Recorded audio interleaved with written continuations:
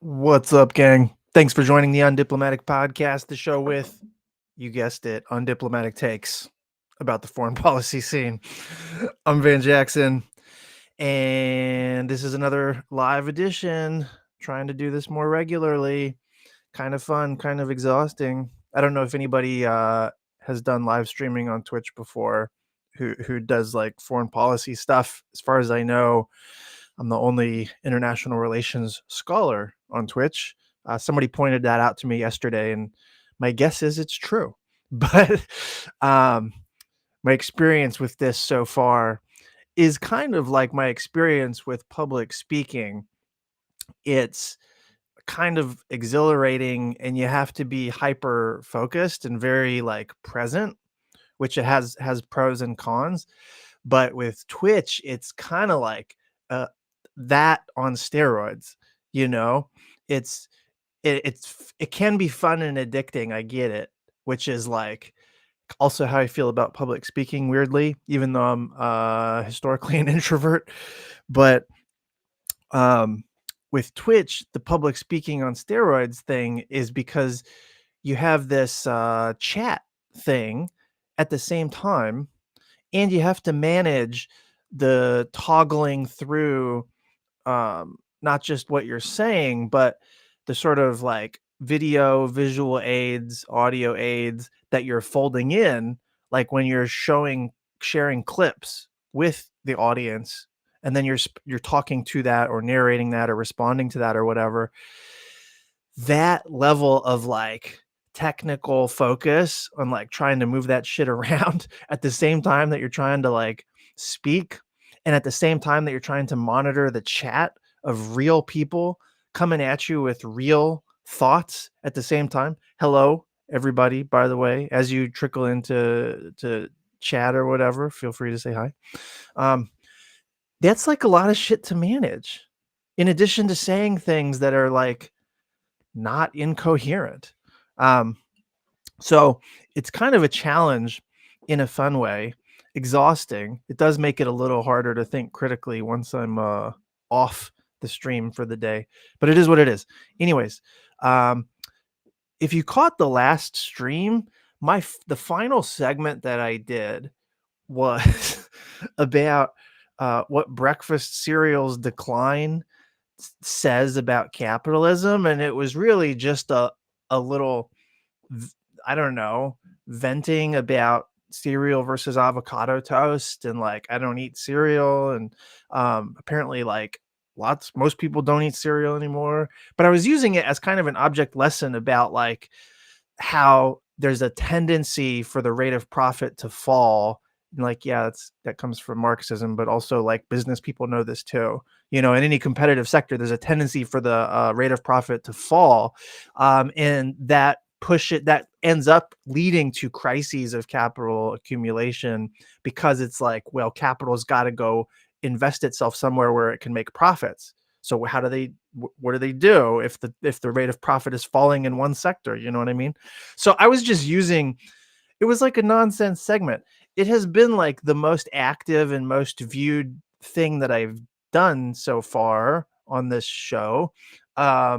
Even more than like the Kamala Harris Biden crisis stuff that I was live streaming.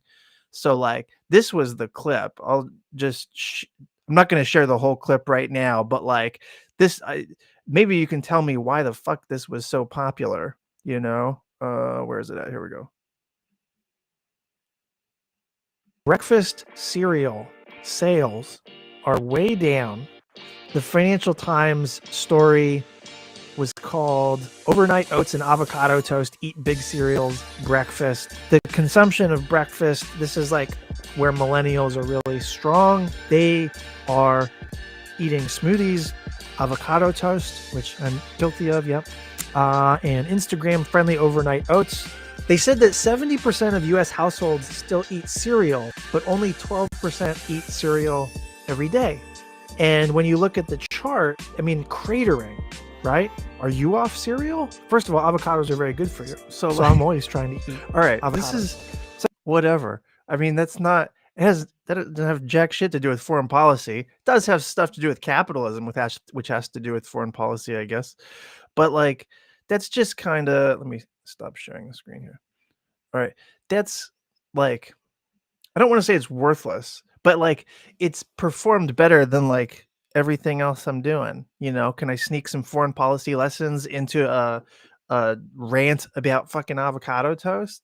Like maybe that's the way. I don't know.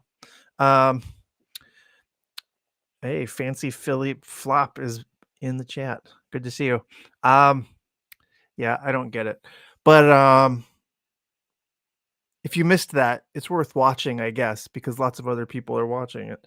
There were other clips from the last live stream that didn't go as viral. They got some attention, but like did not go nearly as crazy as that one. I don't want to use the word viral because it didn't go viral.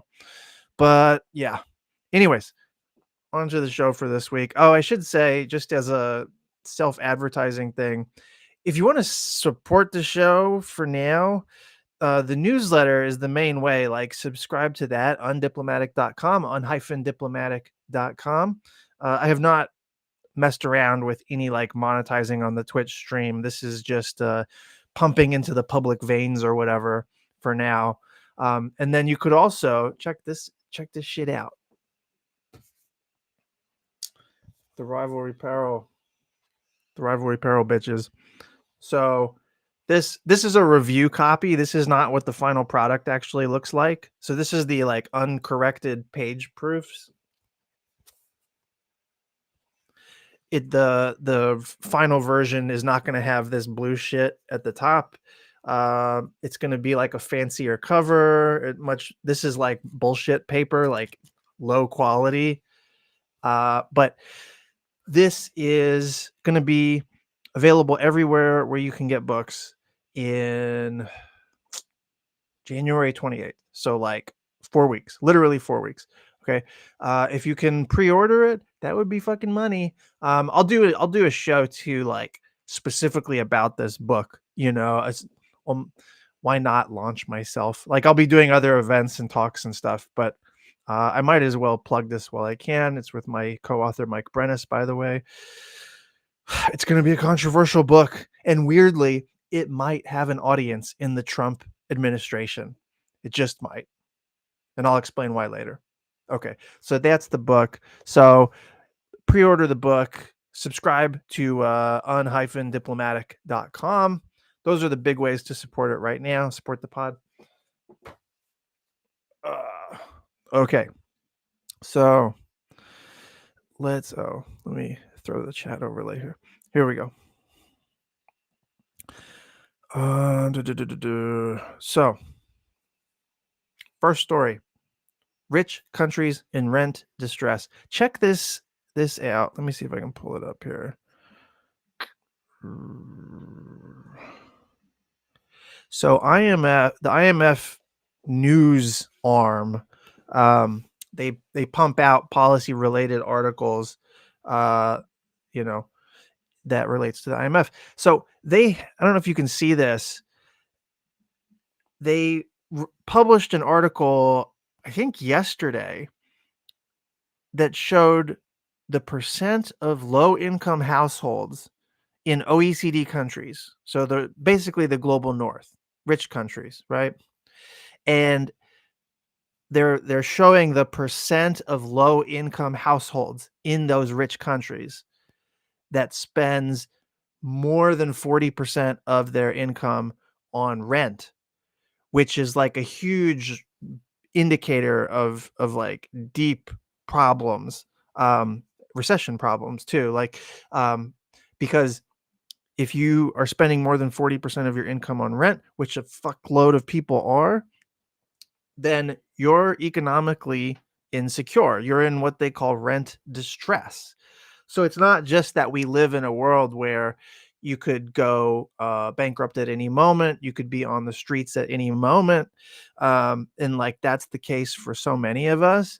But this idea of rent distress is like, even if you have a job, even if you are paying rent, if you're paying the bulk of it to a fucking landlord, that like the bulk of your income to a fucking landlord, and you're already low income, then you're fucked. Like, you don't have money to do anything other than to keep going to your job, that's immiseration. Like, that's brutal. So that's the situation that, uh, of course, happens in the global south as an everyday reality. What people tend to airbrush out of their imaginations is that this is an increasing reality in the global north, in among OECD countries, among rich countries, right? So if you can see on the chart here, New Zealand, where I'm sitting now, third most rent distressed country in the among rich countries, third most, it's like over 50% of low income households who are spending all their money on rent. And like, I can attest to this reality. Even when I moved here, the rent was so fucking, that was in 2017. Rent was so fucking high that it cost less to get a mortgage than to pay rent.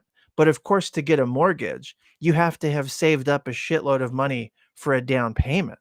You know what I mean? And you have to have a stable source of income for long periods of time. And guess what? Only certain kinds of people are lucky enough to be in that situation. That's not a situation that you can just wish yourself into, or like use your willpower or some shit like that. Like, making your bed in the morning and hustling doesn't get you the bank loan. You know what I mean? So um, this is revealing of our reality, and then literally right before jumping on the stream, there was a piece in the Associated Press about, uh, what does it say? The US saw an 18 here, I'll stop sharing the screen here. The US saw an 18.1% increase in homelessness this year, with more than 770,000 people counted as homeless. That's a 21st century record, by the way. So that should be troubling. It's damning of the kind of society that we think we are building and living in. And I think this is like a core reality that we have to keep in our minds as we talk and think about foreign policy and geopolitics stuff, because the foreign policy and geopolitics stuff exists in this same reality. And when we make choices to spend, I mean, fuck it, this is Dwight Eisenhower's defense industrial complex speech, like, when we make the choices to spend extra money on new jerk off missiles and modernizing the nuclear force and bombing fucking Houthis, like that, these choices to spend money on militarism are at the expense of attending to the needs of society.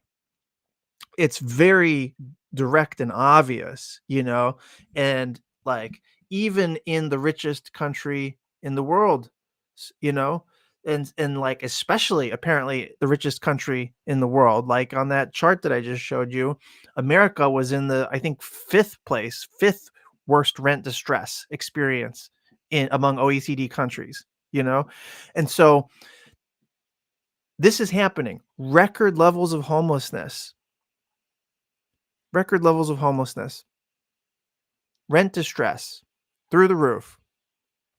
At the same time that the Congress, the Senate just passed the National Defense Authorization Act, the defense budget for next year, $895 billion baseline for 1 year, while there's rent distress, while there's record level homelessness.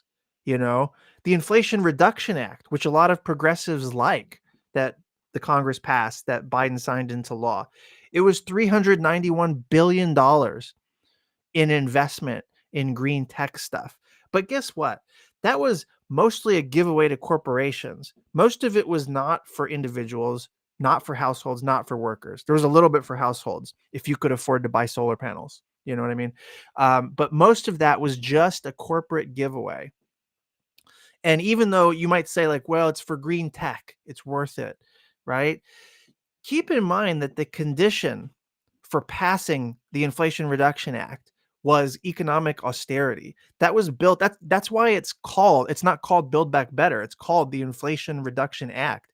It was the implicit belief that became explicit in the White House press release for the Inflation Reduction Act was economic austerity. It was the belief that you cut social spending to help manage inflation.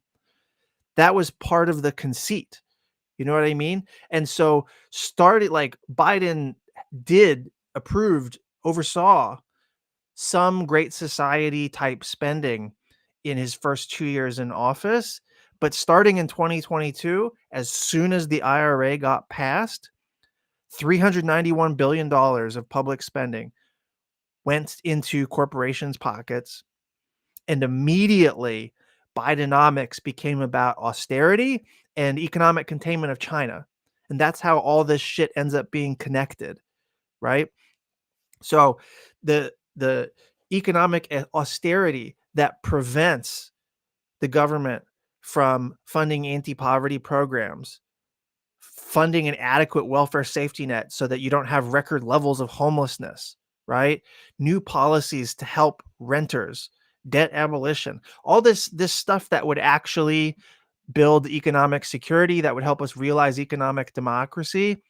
All of that stuff is off the table if you're sending $391 billion to corporations and if you're sending $895 billion to the Pentagon. You cannot do this and that and that and that. In our politics, our politics does not permit it. If you say we have big geopolitical threats that we have to face and we're going to go along with Republicans to face them, you are necessarily signing up to a program of austerity. It has almost always been that way. You know, the National Defense Education Act or whatever in the 1950s is like one of the few exceptions. It's almost always been this way.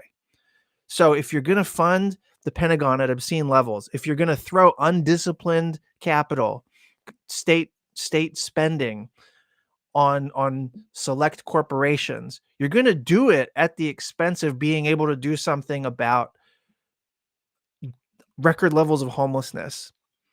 And this is in a world, as the chart showed you, where the majority of even rich countries are experiencing some version of rent distress. You know, being in a rich country doesn't help you escape these problems necessarily.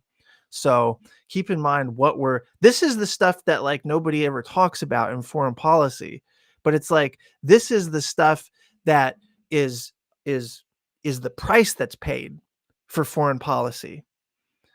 And we have a way of thinking about foreign policy where we don't narrate that, we don't include that, we don't calculate that. And that makes it much more convenient, you know. And it's the mandarins in Washington, it's the DC wonks and the civil servants and the political appointees and these circle jerk think tanks. It's them who has no care about any of this homelessness, rent distress stuff, doesn't think about it. And that makes it so much easier to make calculations that are militarism, that do kill people, and that puts money in the pockets of the corrupt, who end up then using their corrupt power to corrupt society and the economy some more, right? So getting out of this doom loop starts with recognizing that our war policies and foreign policy in general is done on the back of the growing number of homeless people that you see when you walk down the fucking street in the pick your city, you know? So, that's not great. There's a few things I wanted to hit today, but I think the biggest one, and the thing where I have kind of a unique value add, is this debate that's ongoing about dollar supremacy, dollar primacy. You know, the exorbitant privilege. I should say, to set up, Yanis Varoufakis has this short video. It's like 7 minutes, and he was the Greek finance minister during the like Eurozone crisis in the Obama years. And like for a lot of people, that's probably like you never heard of it, or it's memory hold or something. But Giannis is an academic who was never a politician, never worked in government, and then through a twist of fate during the Greek financial crisis, he ended up as the finance minister for a little while. And then he got out. He wrote this really long, interesting book that was like a memoir about him dealing with the EU deep state, basically, and how they were trying to impose austerity on Greece and how Greece was getting fucked and blah, blah, blah. But anyways, he's a like really good sort of progressive political economist, right? Really, and like a famous guy. So he issues this 7-minute video just yesterday about Trump's tariffs and the contradiction that's inherent with dollar primacy, dollar supremacy, dollar hegemony, whatever you want to call it, right? The fact that the dollar is the backstop reserve currency for most of the world's financial transactions, that affords the United States unique ability to finance military primacy, right? It's like a necessary condition of military primacy, which is on the wane anyway. But it's also like dollar supremacy gives America a unique degree of sanctioning power. So the overuse of sanctions owes also to dollar supremacy, but he has this fantastic kind of tutorial rant. I don't know what you want to call it, but I just want to share it. I want to share it because it's super important. It converges with I've spoken and written about this topic like 10 times. We're using similar talking points, but I would say he's more of an authority than me on this. So check this out.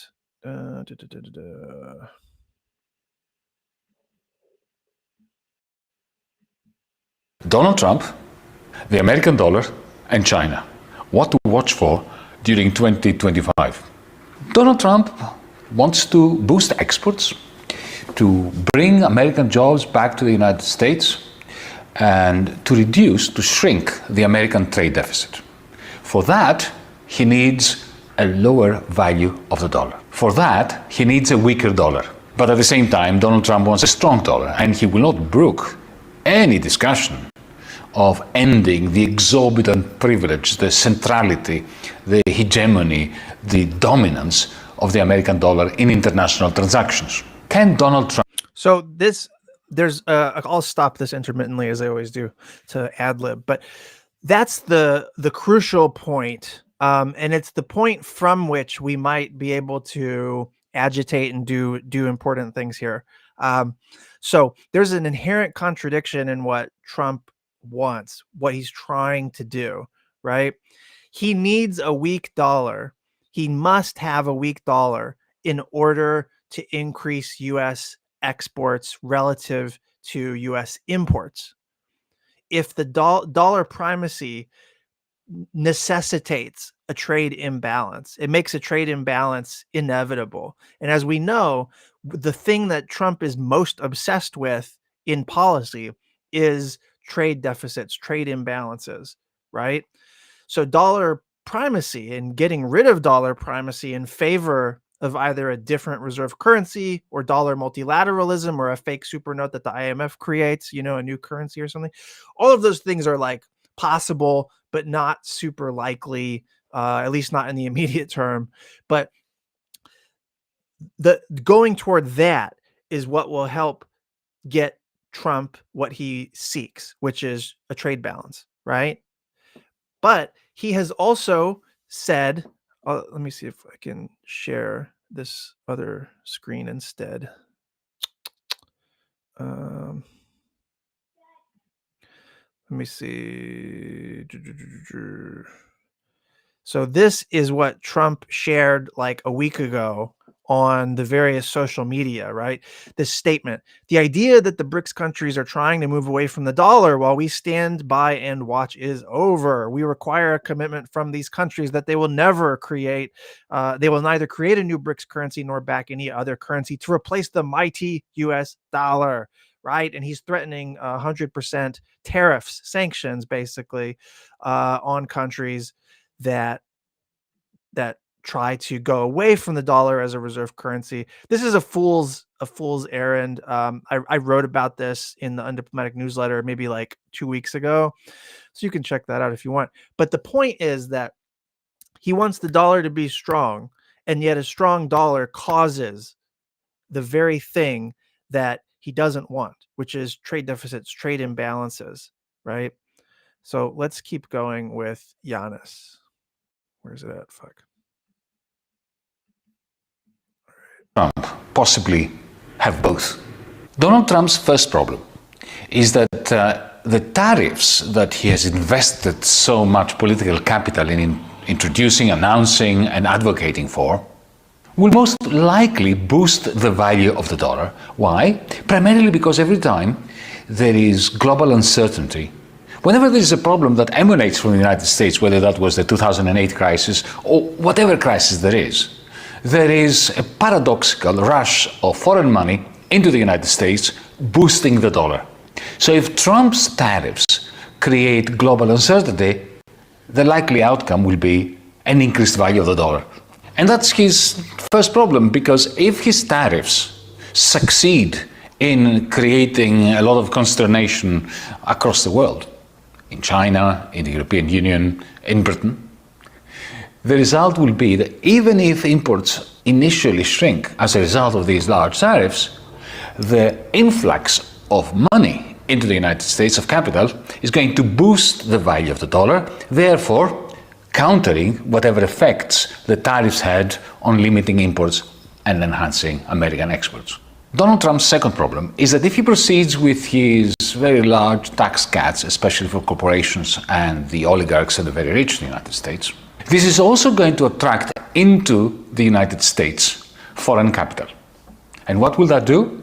Boost the value of the dollar, and therefore enhance the gap between American savings and investment, with investment being much greater than savings, which is a root cause of the American trade deficit. Trump's third problem. Okay, so this is part of the problem with like the alchemy. Trump may not be interested in political economy, but political economy is interested in Trump. Like this is one of these situations where it doesn't matter necessarily what Trump's intentions are. There's a cause and effect as he brings his nonsense into contact with reality, right? So as he uses tariffs to try and unsettle the world, and he's using this to try and like create more trade space for deal making, which it's probably like I had read something once that like part of his theory of everything is just finding spaces that he can unsettle, challenging static fixed orientations. By unsettling it, he creates room to maneuver, and then he tries to figure out what kind of deal he can make. And the point is not the outcome at any given time, other than not losing. The point is the impulse to be able to make deals, just deal making itself. I'm not going to like psychologize Trump, but what Giannis is saying is that as Trump unsettles the world with these big threats of tariffs and sanctions, it's going to the inevitable like consequence of that. The reaction is going to be the inflow of foreign money into the US as a safety net. This is why the US dollar is the reserve currency in the first place, because it's viewed as like a stable, safe place to park your money. You buy US debt instruments, you buy US currency, right? And that's more stable. And so when the world goes a little fucking crazy or seems uncertain or volatile, the safe place to park your money, especially if you're like a foreign oligarch or a foreign government, is in the US. So unless America stops the ability, which would destroy the financial world, stops the ability for foreign money to come into America, that would never happen. What's going to happen as a result of Trump's tariff stuff is more foreign money coming into America, buying up US dollars, and therefore strengthening the US dollar. And a strong US dollar kind of hurts American workers. It definitely hurts American exporters, right? Which really is the heartland, like American agriculture, All right, let's keep going.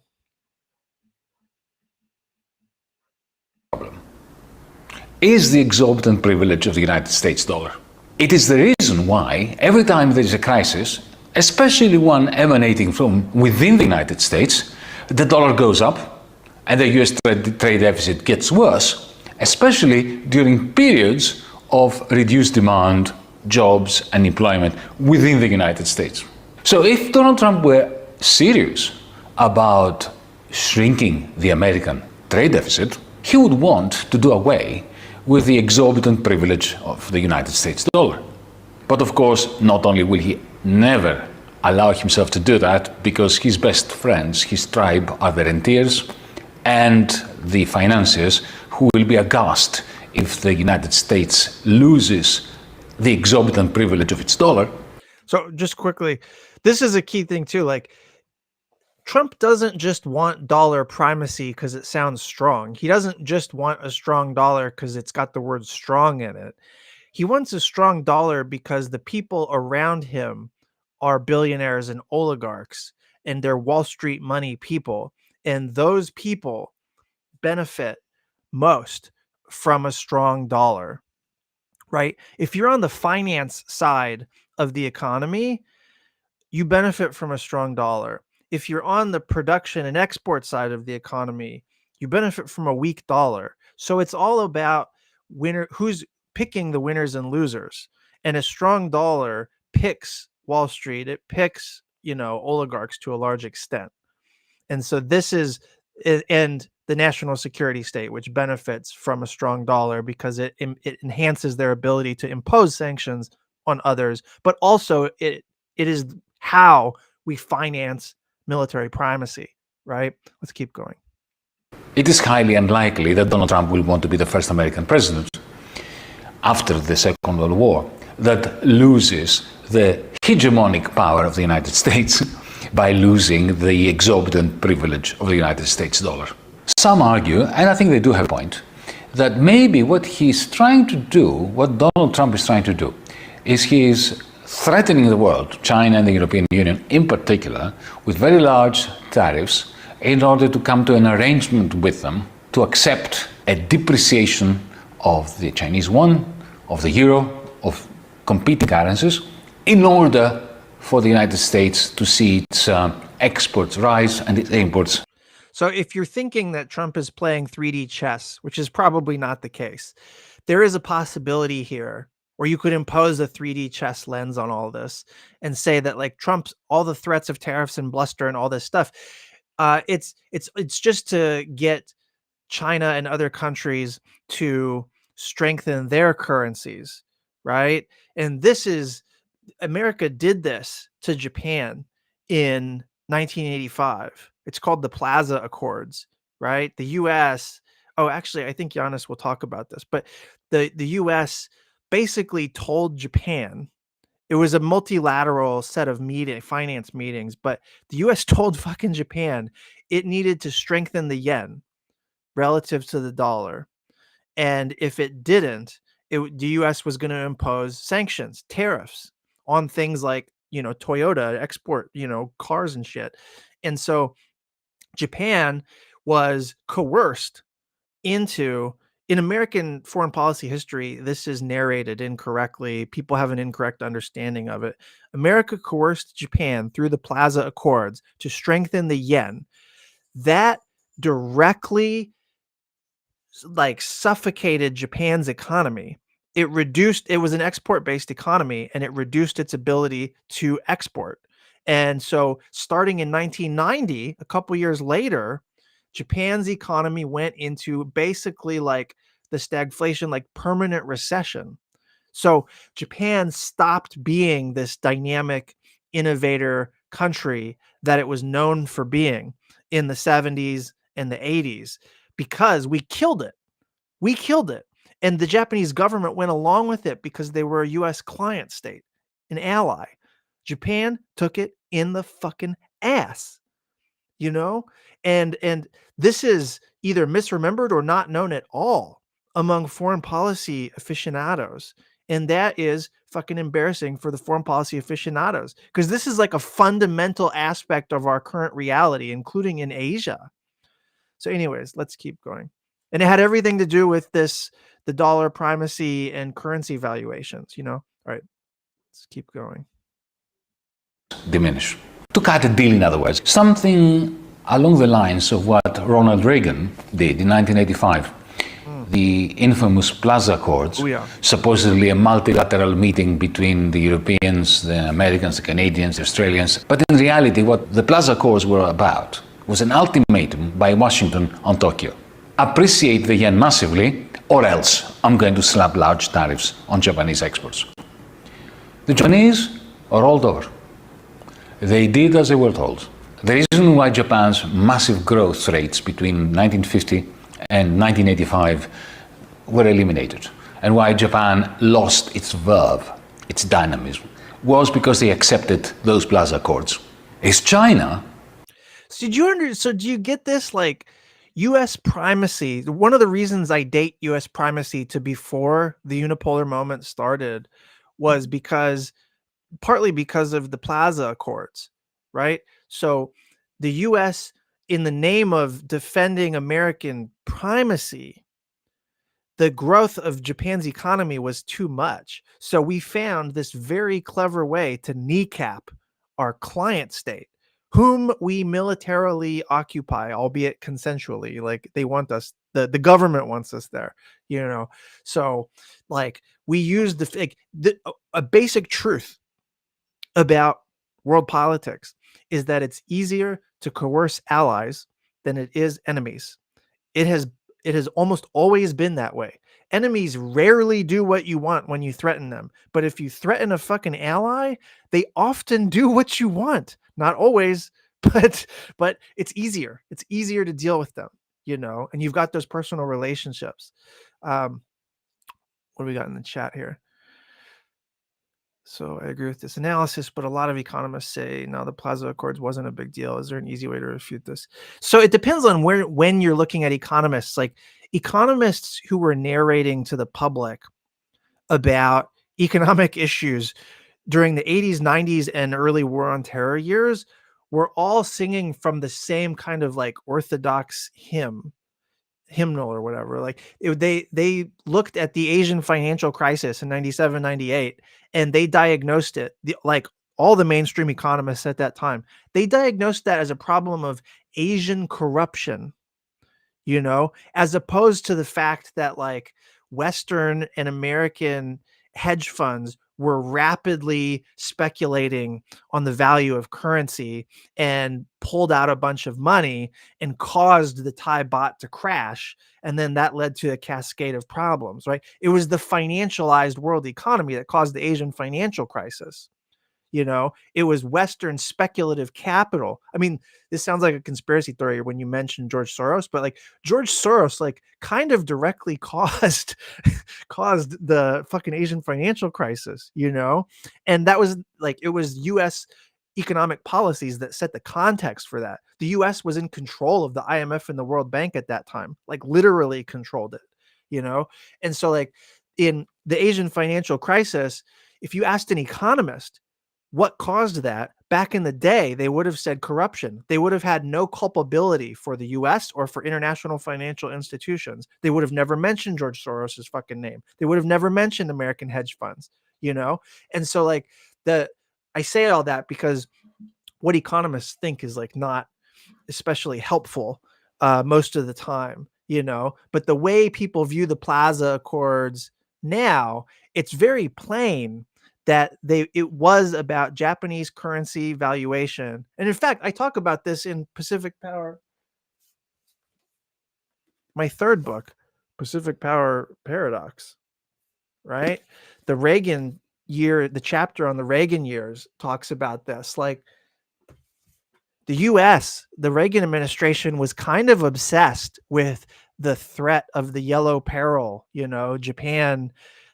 Japanese economic hegemony or whatever, and they wanted to move to stop it. And one of the reasons why Republicans in the 80s wanted to keep the U.S. military presence in Japan, literally like George Shultz, Reagan's Secretary of State, I quote him in the fucking book. He says it's because they want to keep an eye on Japan, and like the region doesn't trust Japan or whatever. Like they're afraid of Japanese militarism.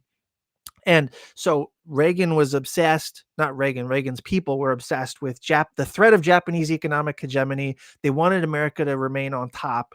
And they wanted to make sure that Japan remained dependent on the U.S.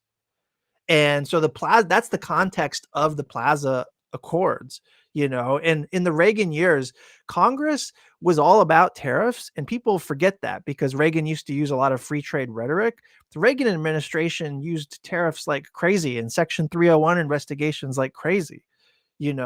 That's like the way we narrate. This is one of the things I came to terms with in the Pacific Power Paradox book. The way Washington and conventional wisdom shit narrates what we have done in foreign policy is very different from what we actually did in foreign policy. And when you compare the narrative versus the rhetoric, like versus what the record, it doesn't match up. And so what does it mean when you when you need to create new narratives that are updated narratives that reflect what actually happened? That's just like, that changes everything. It certainly punctures myths of American exceptionalism. And so that's what I'm on. That's what I've been on. But that is like part of the revelations that come out of that book, Anyway, sorry, that was a little bit of a digression. Let's keep going with Giannis. Likely to accept a new Plaza Accords. I assign a 0 probability to that possibility. China is not Japan.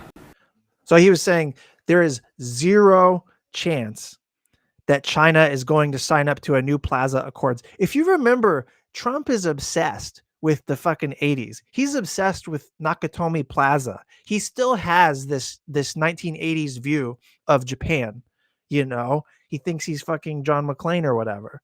And so in his mind, he and Peter Navarro and some of these guys, they would love nothing more than to set up a new Plaza Accord. And that is, the Plaza Accords is something that is like looms large in their imagination. In the MAGA, NatCon, 1980s fetish imagination, the Plaza Accords is a thing they would like to like replicate. But that was a unique circumstance. And it was not, first of all, it was not fair that we did that to Japan. That's pretty fucked up. And we've never really had to pay a price for that. And I feel like Japan should probably be more pissed about that. But also, China's not going to do that. They're not a fucking client state of the US.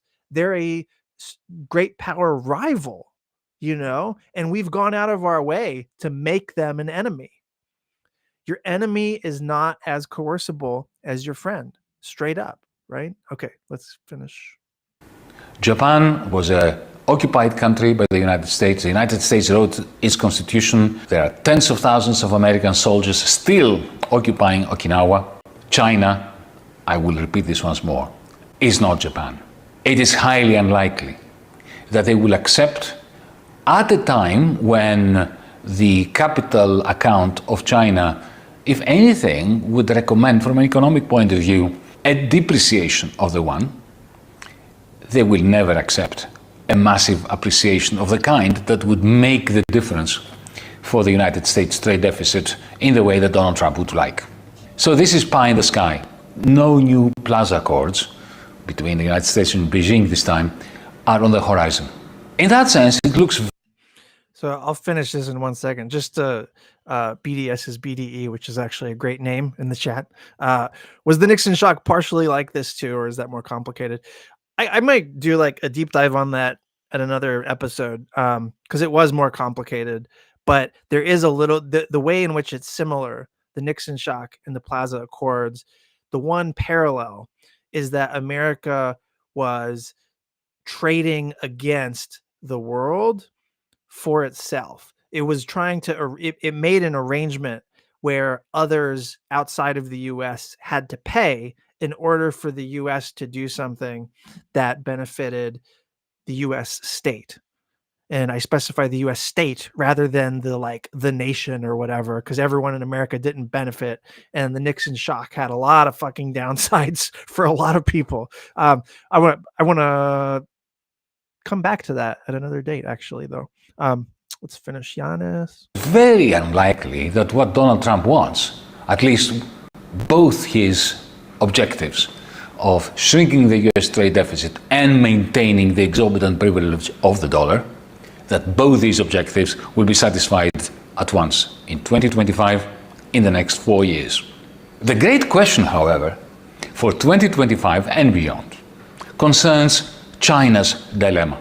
Will Beijing decide to stay put, gaining time until the United States' internal contradictions, Trump's conundrum and dilemma, plays out? Or will Beijing make the choice, which it has not made yet? They have not made up their minds yet, and I think reasonably, will, however, at some point make the choice, make the decision to convert the BRICS area into a new version of Bretton Woods. Just as Bretton Woods had at its heart the US dollar, for the BRICS area to have the yuan at its heart, with more or less fixed exchange rates between the yuan, the rupiah, and other currencies, and with a view to recycle China's surpluses within the BRICS area, because that would be the greatest and most lethal danger for the exorbitant privilege of the dollar. This is not a decision that has been made as yet. Well, in 2025 or in the years following 2025, I think we shall know the answer. Till then, be... Giannis, smart dude. Love that guy. He's also the co-founder of Progressive International, which is a transnational network of sort of like progressive and like left-wing activists trying to change public policy to serve a common good. Anyways, yeah. So like so one of the realities, I've been on this shit for a long time. One of the realities of dollar primacy is that it cannot last. It will not last. And the question is, over what time span is it going to erode? And like already the US is the reserve currency for, I think, 58% of global transactions. That's barely more than half. That's more than other alternative currencies. But that means like almost half of global transactions are not denominated in US dollars. So primacy is like much more sort of thinner and more tenuous than I think like conventional American narratives would suggest, and so that's important to keep in mind, because this shit ain't gonna last forever. And the real most conceivable threat, I think threat is not the right language, but alternative, accelerant, if you will, of the decline of dollar supremacy is this notion of like either a BRICS alternative currency, which seems very unlikely. BRICS being Brazil, Russia, India, China, South Africa, and then Indonesia, Malaysia, and Thailand are actually becoming part of the BRICS as well. It's a growing block. Like the difference between the BRICS and the global South, or what used to be known as the third world, is diminishing. Like the BRICS is quickly expanding into being simply a euphemism for the global South, or for the new third world, or whatever, right? So the BRICS, if it develops its own currency, which is something that has not been decided, but that people talk about, it's very unlikely, but that would be the end of dollar supremacy, because the BRICS nations already constitute 40% of the world's population, and that grows as the number of BRICS members grows. So not super likely, but what Giannis was saying at the end there about China recycling its surpluses within a BRICS ecosystem, like the idea of a Bretton Woods-like system, but for the global South, that would create a kind of like South-South interdependence that doesn't have a firewall from the West, but that would make them largely independent of the West, but more dependent on each other. And that would be in a brave new world that would function as a world radically different than the world that we know right now. And I think Washington can't even wrap its mind around that possibility. And if China's surpluses, like when China benefits from trade imbalances, and then it captures surpluses, it captures excess capital, like its capital accounts grow. When it starts to put that money into circulation, if it puts it into circulation only within BRICS countries or primarily within BRICS countries, that actually will benefit most of the world, but it will start slowly to come at the expense of Western nations and specifically America. Now, this is not an alternative future that China is describing, that China is pursuing. Nobody is trying to make that happen right now, but it's conceivable that it could happen. It's logical, and it's the most likely alternative to a world of dollar primacy. And the logic of that world functions totally differently, you know? And so I mention all of this because the way that world, that alternative world of sort of a sinocentric, multipolar, global South, BRICS community, whatever you want to call it, that alternative world is most likely when America imposes 100% tariffs on everybody in order to punish them, in order to sanction everybody.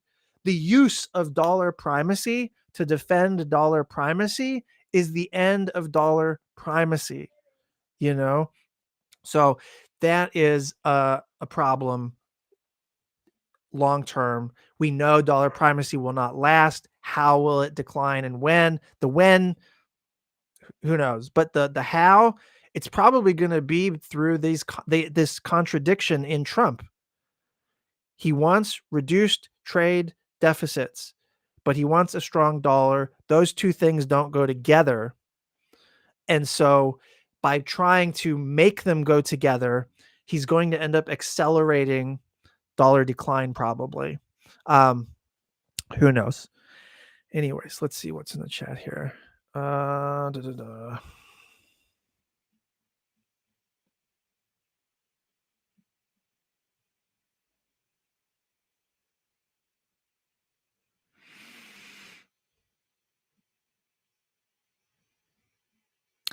Oh, so Fancy Philip Floppy says some rich countries could benefit from that if they had new places to invest that had better infrastructure and conditions. Right. So this is actually my pitch for how to fix the world, which I sort of lay out in the Rivalry Peril book that's coming out in a month. But like a global South that is financially more stable and that is allowed to develop economically, that has a growth pathway, that shit is gonna fucking that's gonna be good for the world. That's gonna be good for the US. One of the contradictions of Bidenomics, like the contradiction of Trumponomics or whatever, is that by the US choosing policies that gives no development ladder to the global South is perpetually in fiscal crisis, debt distress, austerity imposed by the IMF. They have no fucking ability to grow. If they don't grow, they don't have markets to invest in. And therefore, American and Western capital is missing out on a huge section of the world. There's no money to be made there except by extraction if they are in this chronic debt crisis situation, right? If they can't grow economically. And so it's real. And America, take for example, American exporters. If you're on this manufacturing fetish shit, which I'm not, if manufacturing is going to be profitable, it's going to have to be it's going to have to export. It's going to have foreign markets. But how are American manufacturers going to have foreign markets if the rest of the world is impoverished because of crises of debt and sustainability and fiscal and currency crises and shit? We don't even care about it. We say fuck you, or we impose ginormous tariffs on them that reduces their exports to the US and therefore tanks their economy. If we do a Plaza Accords with the rest of the world, which we can't, but if we did, as we wish, to dominate, it would destroy their ability to buy things. And then we can't export to them. There's an inherent fucking contradiction there. CPC Jackson. Yeah. So anyway, the reason why I think in terms of my analysis and policy activism, policy preferences, contradictions is an important starting point. I may talk about this more at some point, but like when you identify contradictions in how the world is actually working, that becomes a basis for agitating for change. You say foreign policy is about this, but it's actually doing that. Like closing the gaps and the contradictions brings us closer to the world that we think that we live in, or that we claim that we live in, or that policymakers lie to us and tell us that we live in, right? So we get closer to the good life, if you will, when we address and resolve the contradictions, right? The contradictions reveal things, and they are a basis for demanding changes. So it's important to identify them where they exist. And the way policymakers and think tanks operate is they deliberately try to narrate things in a way that smooths the contradictions without actually addressing the contradictions. And that's why we live in fucking dystopia, all right, I've been on this shit for a while now. Anyways, that Giannis Varoufakis, this is going to keep coming back, this dollar supremacy stuff. And Trump cannot realize what it is he wants to realize. And that's really important to understand, One thing I wanted to go back very quickly, the first sort of topic I addressed about the rising homelessness, Fancy Philip Floppy mentioned something that I wanted to where was it? He said, you're saying not only the traditional argument that our fiscal capacity is limited, so guns versus butter, but also that you need to work with the Republicans to get the guns, and they say no butter.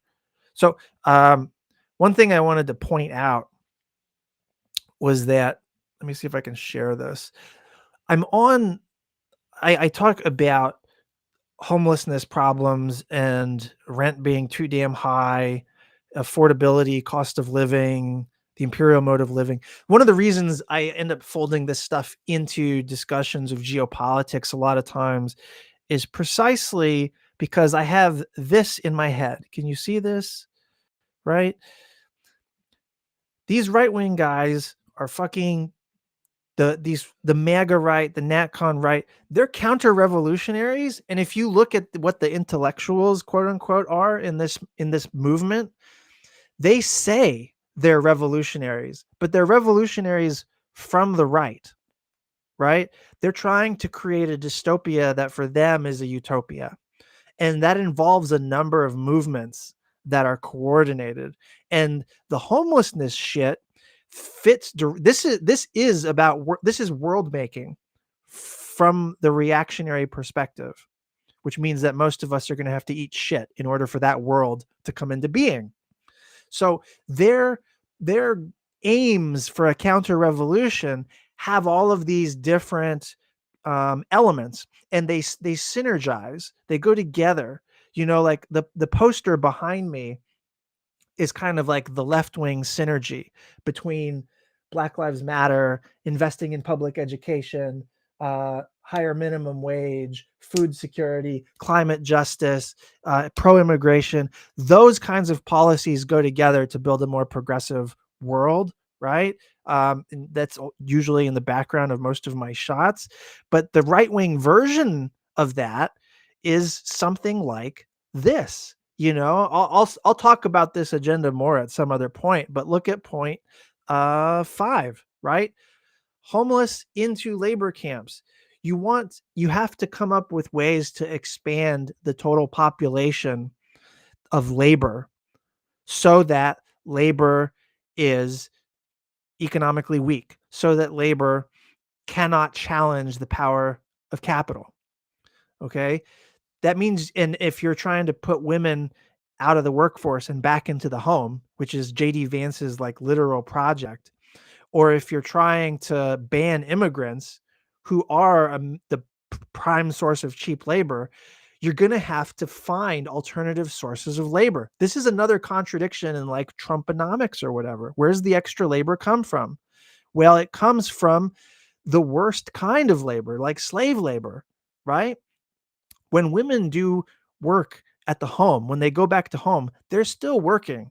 Domestic work is work. The difference is it's invisible work. It's unwaged work.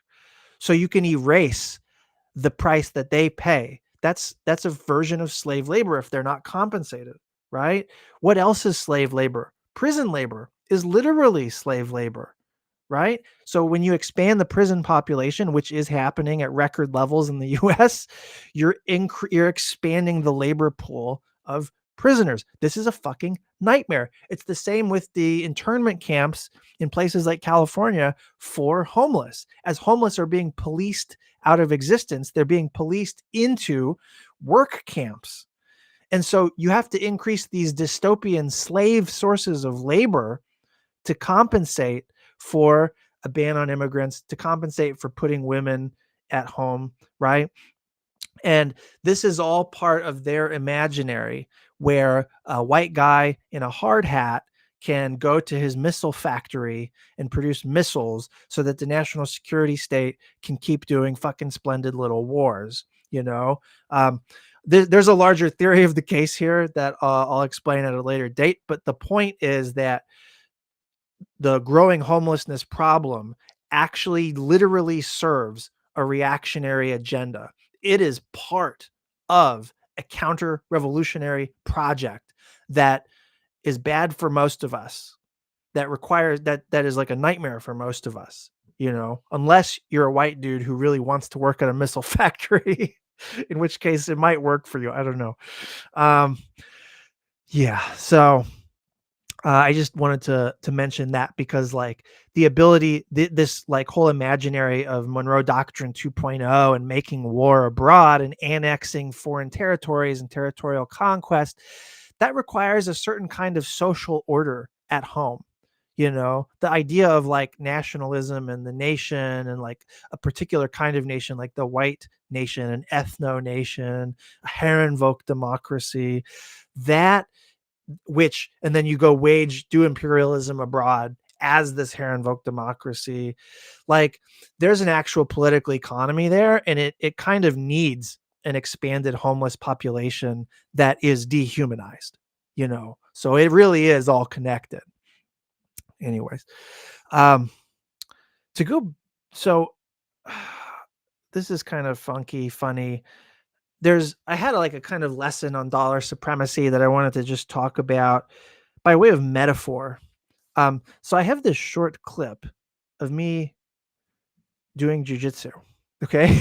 And there's something to be learned from it. So like, let me share this really quick. It's useful. All right.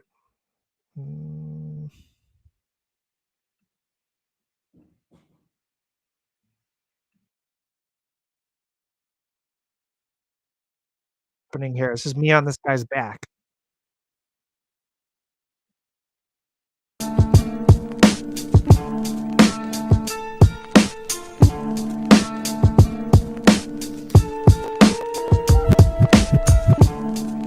attacking.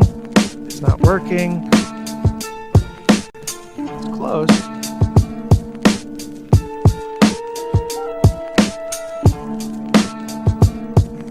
Attack a different way. Not quite working. Attack a different way. Not quite working. Attacking a different way. Not quite working. Attacking a different way. Finally starts to work right here at the end. Okay. So Okay, look, attack, attack, attack, attack, attack, attack. Right? All right, you get the point there. So in that video, I was in a position to spam my partner with attacks that did not work until they did. It did not work until the very end, right? But I was spamming him with attacks, and it was all offense for me, all defense for him. Why? First of all, what does that have to do with foreign policy? Kind of everything, okay? American hegemony, the unipolar moment, afforded America the ability to throw garbage attacks at everybody. America could do bad strategies, a global war on terror, invading fucking Iraq.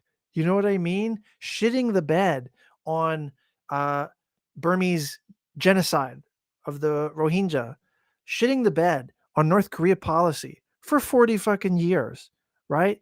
Causing the Asian financial crisis and then blaming it on Asian corruption, which is low-key racist in hindsight, bankrolling the Saudi war in Yemen, and then now we're literally fighting it on their behalf. The global financial crisis, I would argue NATO expansion.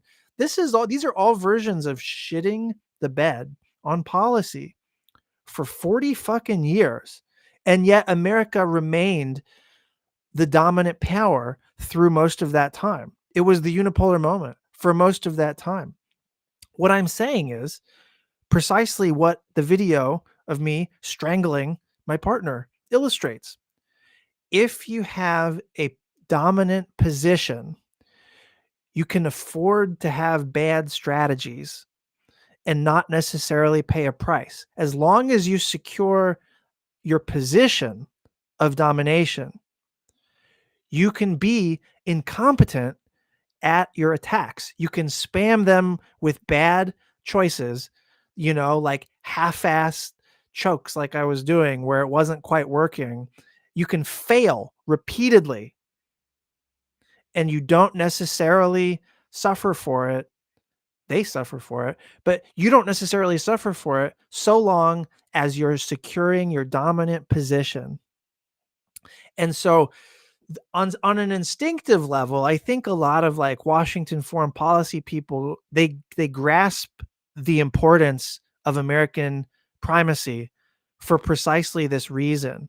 They understand that if America is not the dominant power, their hands will be somewhat tied as they try to do the next invasion of Iraq, the next supporting Saudi war in Yemen, trying to expand a multilateral alliance like NATO. As they try to do stuff like that in the future, they know that they will not be as successful if they're doing it from a lower power position.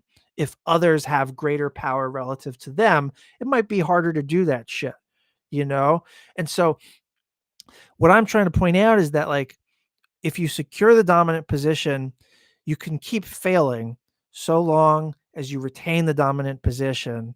As soon as you start to lose that dominant position, then you're in trouble. Your margin for error decreases.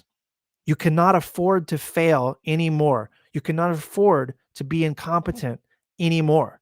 And this is the great lesson for foreign policy heads with the Jiu Jitsu metaphor, right? This is actually, to go back to my book again,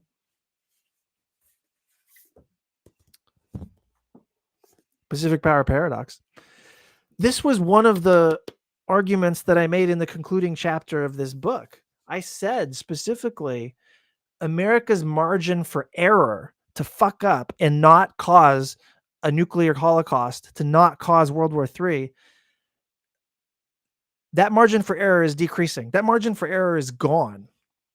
Like, the risks of war in Asia in particular are higher than they've been in 40 years. They keep getting higher and higher, these risks. They keep accumulating. And so if America exercises bad judgment or incompetence under these new conditions, under multipolarity, the world is fucked. We end up in great power war or nuclear war. That is that's for sure, 100%, right? But the problem is that the people who like existed, I mean, my generation, the generation before me, the people who like staffed the unipolar moment, these fucks, they don't know anything but American unipolarity. They take American domination for granted, and they're frantic right now about great power rivalry stuff and securing American primacy because they don't know how to think or imagine anything other than American primacy. The ability to dominate is like in their identity. You know what I mean? And so they're used to being able to sort of make really horrific decisions that are incompetent, that hurt a lot of people, but where American power itself doesn't necessarily pay a price. But one thing we know is that no hegemon lasts forever. Primacy doesn't last forever. It always declines. Every empire falls off a fucking cliff eventually. And so that's the idea that you're going to like be the exception to that is stupid and ahistorical. But the real thing is that, like, if you think that you can operate policy in this mode of competition as if it's still the unipolar moment, as if you can just have rivals and sanction everybody and threaten war and use your force posture to try and solve political problems, like that mindset is going to get us into World War III. Because we used to have margins for error where our power position were not affected by our poor judgment. And we're in a world now where our poor judgment is going to affect our power position. And that comes in the form of World War III, which is going to fuck us. But it also comes in the form of, like, going back to the dollar primacy conversation, comes in the form of losing dollar primacy, even though policymakers are using resources to try and defend dollar primacy, you know? So let that be a lesson. I don't know. Let me see. Checking in on the chat.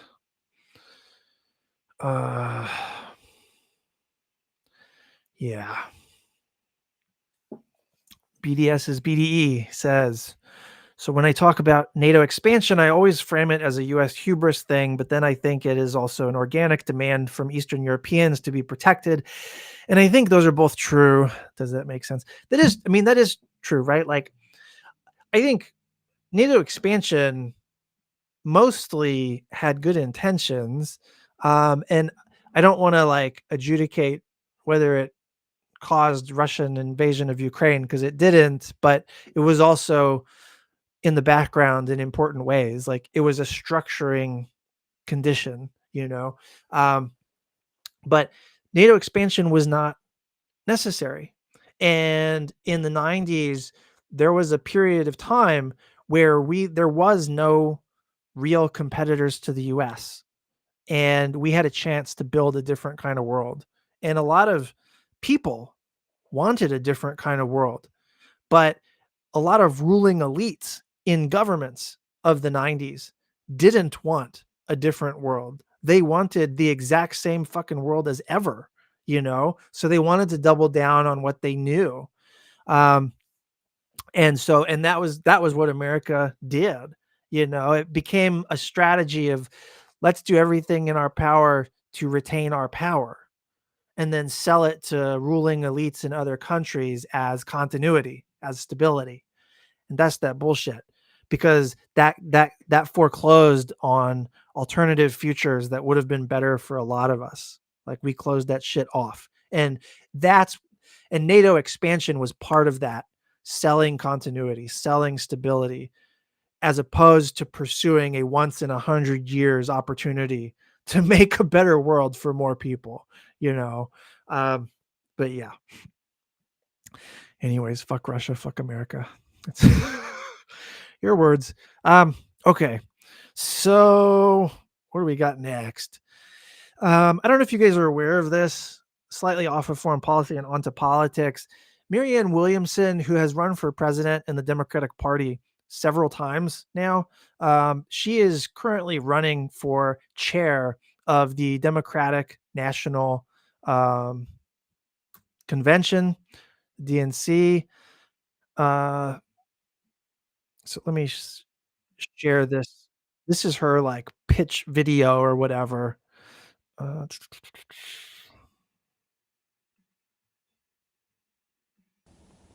January 20th, 2025, President-elect Trump will once again be President of the United States, plus Republicans will be in control of both the House and the Senate. For those of us who wish to be part of a passionate, fierce, but loyal opposition to what the Republicans are bringing forth in 2025 and beyond, there's a lot for us to think about. I feel that in order for the Democrats to rise like a phoenix from the ashes of our electoral defeat, we need to look at more than just the outer issues such as data analysis and field organizing and fundraising. We need to transform. In a way, we need to reinvent the Democratic Party in order to counter what MAGA is bringing to the table. There's a collective adrenaline rush in all of that. And we have to create our own massive psychological and emotional appeal for the American people. I understand why we lost it. I understand because I've traveled extensively throughout this country, and I've seen how much pain there is out there. I've been up close and personal with people who didn't have health care, who couldn't survive on just one job, who were so depressed about so many of the conditions in their lives that were, in fact, at least indirectly due to bad public policy. And too many of them didn't feel like the Democratic Party had their back. I get how people didn't know that. And today, I am announcing I'm running for DNC chair because I feel that I can bring a level of expertise to the process of lifting up this possibility of victory over the next 2 and 4 years in a way that will not occur if we are only looking traditional means of politicking in order to make that happen. I know how deeply we need to listen to people. I know that we need to hear people. We need to humble ourselves. We need to know what it was that made people feel that their wallets were more important than their pain. We need to understand what it is that has made people emotionally and psychologically disconnect from a sense that the Democratic Party was part of a great legacy in American history and that involvement with the party would be a way that they too could connect. I want to help people know what's going on in politics. I want to help people connect with the political issues that are going on in their lives in a very real and personal way. And I want to help people understand that by connecting to the Democratic Party, they can truly make a difference. All right, that's enough of that shit. So I don't know how people feel about her. I like her humanism. She has good vibes, and a lot of what she's saying here is valid, as in like the Democratic Party is disconnected from the people. There's a ton of suffering in the world. We do need we need to connect economic populist issues to humanity and have those things not be severed and then try and reach people as humans. All of that's fair. It's a little woo though, like woo woo. I don't, she's a controversial person. I don't know that she's taken seriously at a mass level, but the Democratic Party doesn't like want her. And so, as far as I know, and so, she's a good speaker. I think she would be an effective sort of counter to Trump in certain ways. Like her strengths play right against, like she can contest rhetorical terrain that Trump currently occupies that normal squishy Democrats cannot. And the existing part, as we all know, the existing Democratic Party leadership needs to be all run out of town. They have failed us for so long in so many ways. And the culmination of that, the apotheosis of that, was the Kamala Harris train wreck campaign. But she's a very controversial figure. you can Google some like old Politico articles about her and about her campaign. And the big thing, and then, when she actually weighs in on like foreign policy stuff, I have some concerns, but not unresolvable concerns. The big thing that I wanted to mention was that the DNC chair race matters precisely because the Democratic Party and its foreign policy will never change if it continues to be dominated by Wall Street interests, big tech interests, and by conservative Democrats, right? If those people, if like the Rahm Emanuel types remain running the party is fucked, and they will be antagonistic to left populism and progressive priorities and bids to make a new deal or economic security. All of that stuff will be permanently off the table. A foreign policy of peace against militarism, that will be off the table as long as it's the same sort of corrupted corporate Democrats running the show.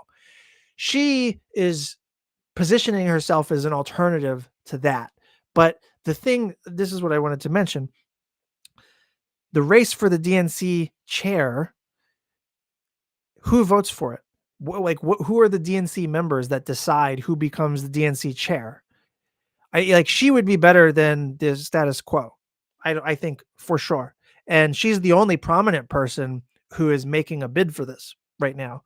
But 112 of the slots for the DNC members who vote, 112 of those go to the Democratic Party chair and vice chair in each state, plus like American Samoa and Guam and Puerto Rico, right? So that's 112. So it's the state leadership of the Democratic Party that gets to vote, 112. 208 voting slots go to other various state parties, and it's allocated by population. So like California and Texas get more voting rights than other states. But those 208 extra votes, they're also by people in Democratic Party leadership, right? 48 slots go to various national Democratic groups. So like Young Democrats of America, which I was part of when I first got out of the military back in the day, College Democrats, the Democratic Ethnic Coordinating Committee, stuff like that. So that's 48 slots. 4 slots go to Democrats abroad, and then 75 slots are appointed by the current DNC chair. Okay. So what I'm telling you, that's a bunch of number word salad, bunch of like you can't make heads or tails of it.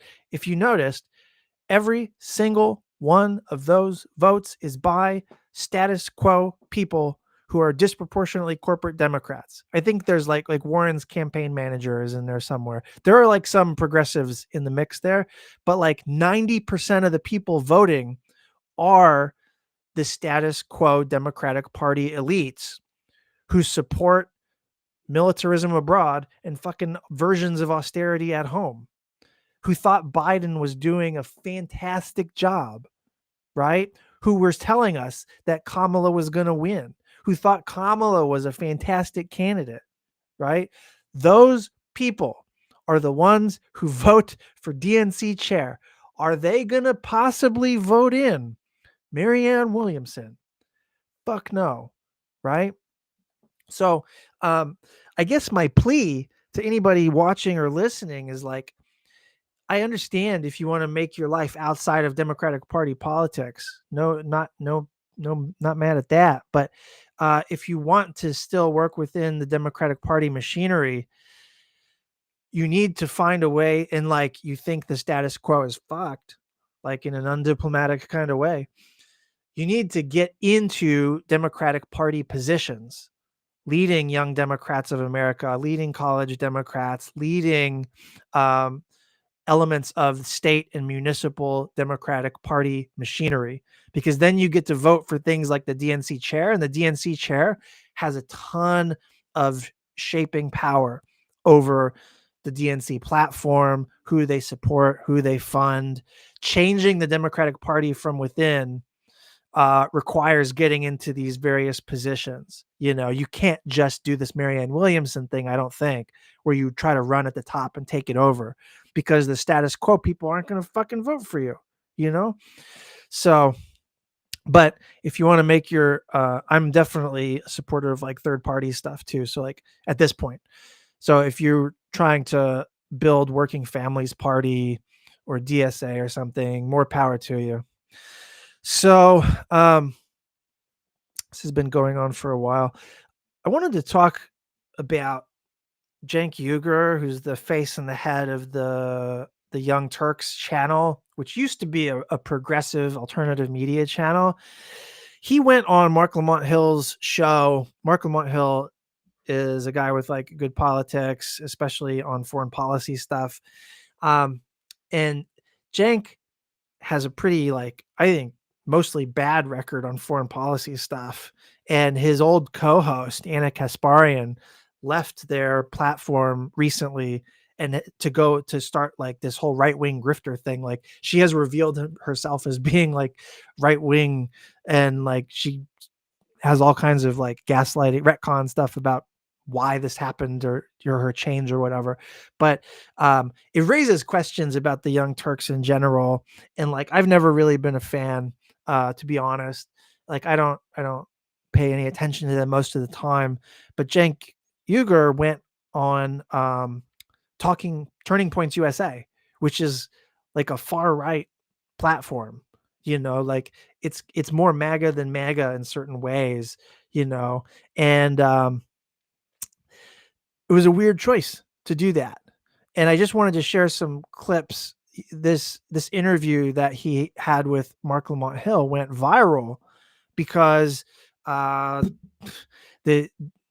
Mark Lamont Hill kind of owned him, you know, in the debate that they had.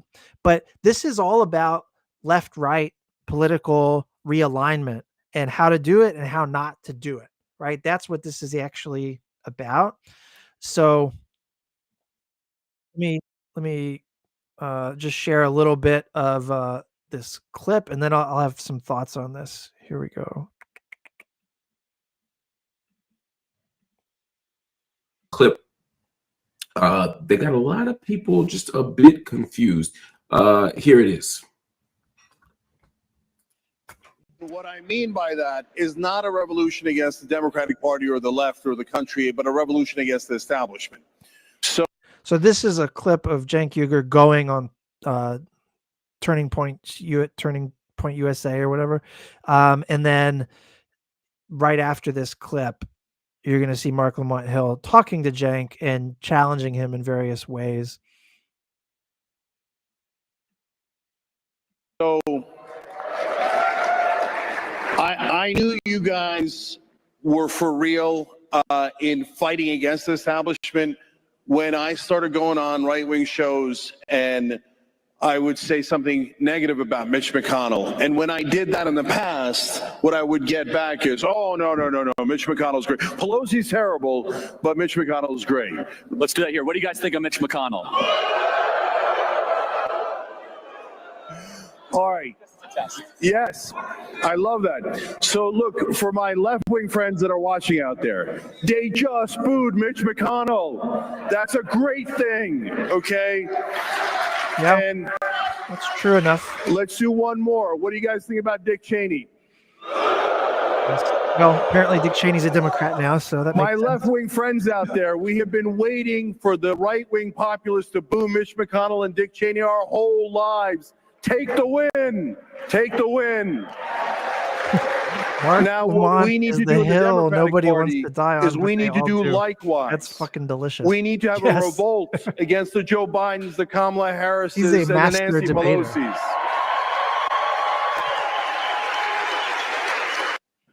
I wanted to keep that piece in because I know a lot of people have been quoting Cenk out of context and making it seem as if he was just leaning toward the right. And it's very important to note that he also said, for you leftists out there, he said we need to also have that same energy toward Joe Biden and toward Kamala Harris so that we can have a true progressive movement, a true left-wing movement. I want to bring him in now so we can talk about what this all means. My friend Cenk, good to see you. Good to see you, Mark. Appreciate that you had me on. We're So obviously we not talk it going to through like rather than just watch this whole thing. yelling I at just each want to other, show a couple talking minutes at here each and then other, jump etc. ahead real So quick. appreciate that. I've got some thoughts. Yeah, no problem, man. It's my pleasure. After you appeared there, and I want to get to the why of that. You said something else. Actually, before we go there, talk to me. What made you go to this thing? Why would you appear there? Yeah. So I've got to rewind all the way back to about a year ago to explain that. Because if you had asked me a year ago, would you go to AmFest and talk to Charlie Kirk? I'd say, I mean, is he ready for what I'm about to do? Right. And so what happened? I started being deeply concerned about 15, 16 months ago about Joe Biden. And I was like, this guy's falling apart at the seams. And we got to beat Trump, and there's no way in the world this guy's going to beat Trump. And so both because of his mental decline, but also because of the numbers. The numbers were overwhelming. Anyone who knew politics understood he had no chance of winning. That's why I had strange bedfellows before the right wing with David Axelrod and James Carville and other people who could read numbers and realize that Biden was going to lose. So as you might remember, I ran against Biden in the primary just because I got so desperate. I was trying to bring progressives into the race, and I tried to bring governors into the race. I'm like, somebody's got to be forget Trump. Cenk Uygur ran for president in 2024. Just nobody voted for him. And that act of breaking glass in case of emergency, just to try to push out Biden in any way, shape, or form, I started going on a lot of shows, and some of them wound up being right-wing shows. And in the beginning, I was just as skeptical as a lot of folks on the left are now. But slowly, I started seeing something. And so, guys, I don't want to get it twisted. It's not like I started saying, "Oh my God, the right wing is they're all angels, and none of them have any bad intent." So no, of course not. That's any description of 77 million people that boils down to something that actually regains our democracy. Something incredibly difficult, like getting money out of politics. At some point, I've always known, and I've said this for over a decade, that the right and the left, you have to unite against the establishment. So for the first time in my life, there's a shred of hope. That's the key point that Cenk is making. So that's what opened Mark me up has some to thoughts having further about conversations, including going to AmFest. Okay, I mean the other night here on the show on Night School, I sort of laid out what I thought was the best possible explanation. Because there are people who are saying you were a grifter, that you bought in, you've sold out, you got money to appear there, and you're drifting to the right. And I said that I respect you enough and care enough about your importance to this movement to give you the benefit of the doubt. And the benefit of the doubt means I can just say he's wrong, right? He's made a bad choice without assuming bad character, without assuming bad faith. I just think you might be making a bad choice, and I do. And so that's part of what I wanted to sort of get at, because that argument you laid out to me is the best case scenario, right? Is that you believe that there's a shred of possibility that the right, or at least the people assembled in that event, are so fed up with the establishment that they're willing to align with those of us on the left who are fed up with the establishment, and that we can tear this thing down and produce something new. I'm baffled as to why you think that's the case. But let's start with the booing, because I think that's a good example of what I'm talking about. You sort of pointed to the Mitch McConnell boos, which I'm always a fan of, and the Dick Cheney boos as evidence that, look, they're done. But that crowd there, I would argue, that crowd wasn't booing Dick Cheney and Mitch McConnell because they represented any particular political vision or because they were part of the establishment. They booed them because they're Trump cult members, and Trump has issues with them. If those people, if Dick Cheney stands up and says, "I'm endorsing Donald Trump," that whole crowd erupts in his favor. So to me, that's not even about a political move against the establishment. It's just so like this is one of the key points, right? Like a lot of the energy, people being like right wingers, the far right, MAGA folks, a lot of them being fed up with the establishment is very ill-defined. It's not necessarily what we mean by the establishment on the left, or like the way that they take issue with it is not the way that we take issue with it necessarily. But also the hatred for people like Dick Cheney, a lot of that owes to Trump stoking hatred of Dick Cheney. And so if Trump were to suddenly embrace somebody like Dick Cheney, you would see a lot of MAGA people lining up and agreeing and cheering and also embracing Dick Cheney. And we have to keep that in mind, that like there still is a cult of personality element to this. I don't think though that Trump would embrace Dick Cheney, because Trump is right. Like, one of the reasons Trump has popularity in the first place is that he knows how to read the vibes. He knows how to read what's smart, and what's smart in political terms, the vibes, is being against fucking warmongering in an overt sense. It doesn't mean he's peaceful. He's going to fucking invade the Panama Canal. You know what I mean? He's going to invade Greenland. He's going to do wars. Like, it's going to be a violent few years, that are coming up in 2025.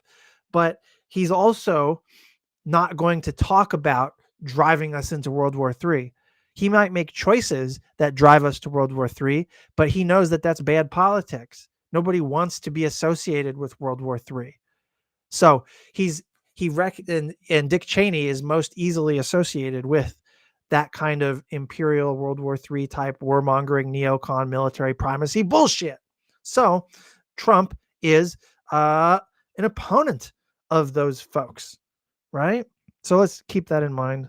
A little bit more here. Good old-fashioned cult behavior. Yeah, no, I disagree. So let me break it down. First of all, I appreciate you not assuming bad intent. Apparently, that's a rarity online. Very rare. Yeah, and so number two is, just to be clear with everybody, that is home for them. That is a safe space for them. Charlie Kirk, who's someone you shared the stage with, would you agree that Charlie Kirk is a white supremacist? I would certainly agree that he has said very harmful things about. No, but let's not do the mainstream media thing. Do you believe he's a white supremacist? No. Tell me why. Because when you say, there were a bunch of moments like that. This is a 90-minute, 2-hour thing. We're not going to watch it all, of course.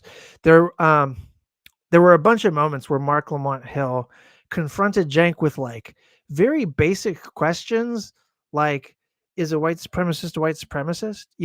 Like, is a person who's on the far right, who advocates for policies that perpetuate structural racism, are they white supremacist? And then Cenk would like dissemble and respond flatly, no. You know what I mean? And this is like the core problem with this whole, the way that Cenk is doing left-right political realignment, like the common ground that he thinks we have, I don't think we actually have. So like I wrote a manifesto for political realignment around foreign policy, right? It's on the Undiplomatic newsletter. I actually, I'll probably do an episode on this at some point, but like I'm not dogmatic about staying in my tribe, especially on foreign policy, because I think Democrats have a ruinous foreign policy, right? So like I'm open to political realignment. And if you ask me, like, I don't get invited to right-wing shit for good reason, but if I got invited to go on a right-wing platform, I would probably say yes. It depends on the circumstances, but like if it was a Joe Rogan or something, 100%, I would be all about that. If it was some, Heritage Foundation conference, I don't know. I mean, like, it would be situational, but like, I'm open to it. I'm open to going on Fox News, as much as like I despise all the content associated with these places and these platforms. I'm there. I can have that conversation, particularly about foreign policy, because there is room for a kind of convergence. But and so like I'm not mad necessarily at the fact that Cenk went on Charlie Kirk's event, Charlie Kirk's show. I'm kind of critical or mad at how he did it, because he went there. He did not challenge those guys at all. So he had a right-wing audience. He didn't tell them anything that they didn't want to hear, really.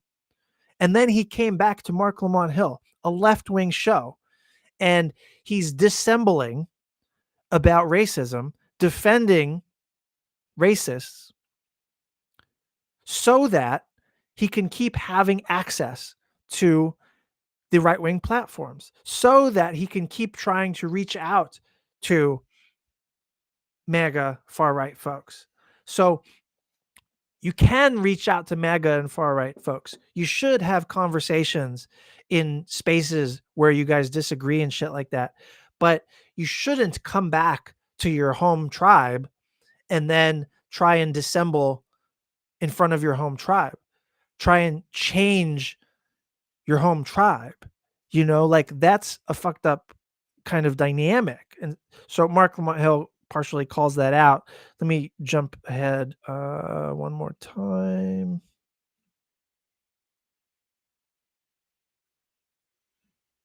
Suggested in this conversation that we should be going into rooms and calling these people what they are. That has nothing to do with what I was talking about. That's a straw man. What I was talking about was the fact that you're in the room with people who look at the world that way and what it means to be in the room with the people who look at the world that way. But if you're stipulating from the beginning that you don't necessarily agree that they're that thing, that's different. I'm not talking about how they self-identify. I'm not even talking about whether we point in the room and say, hey, white supremacist over there. Hey, sexist over there. Hey, transphobe over here. I'm not saying we got to do any of that.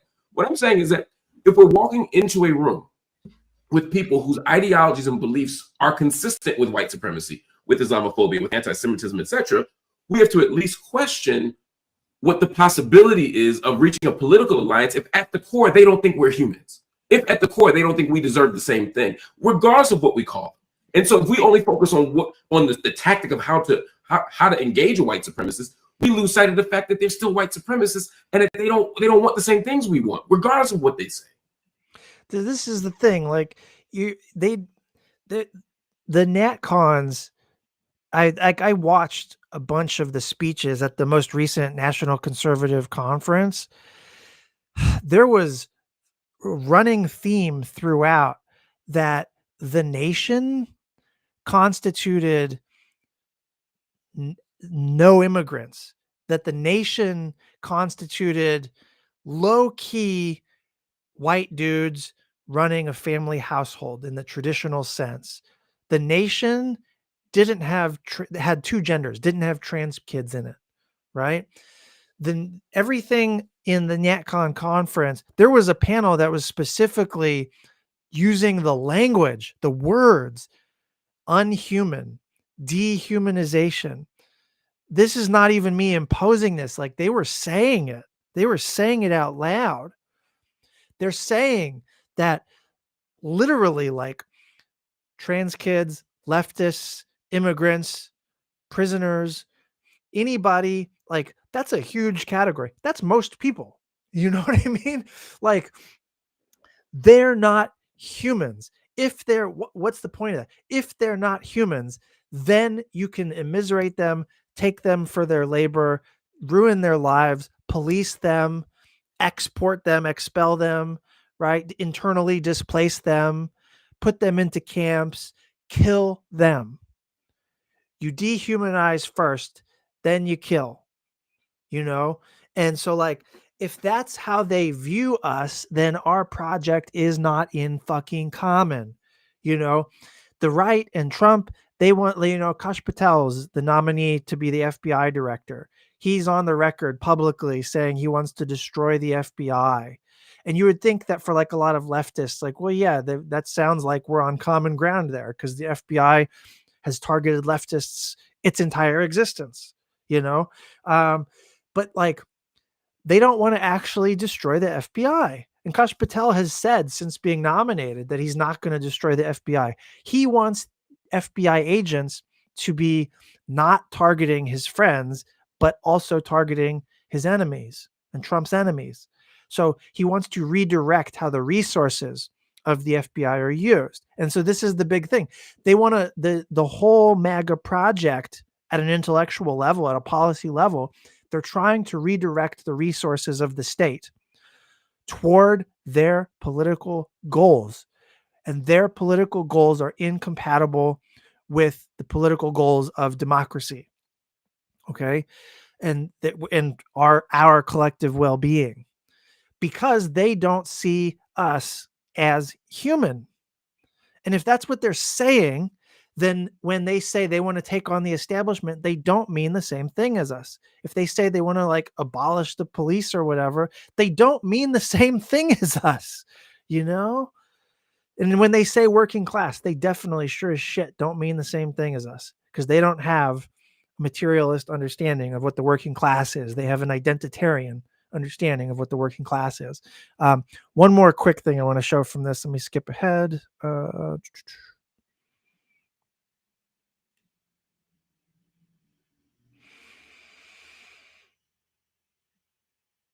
Let me understand it right. Do you think I should have specifically made that one point that you're making about Fox News? And then no, again, you're minimizing what I'm saying. I'm not saying, my issue isn't that you didn't address the single point that Mark Lamont Hill was saying at this moment. That of all the points in the world to be made, I'm mad that you didn't make mine. That's not what I'm saying.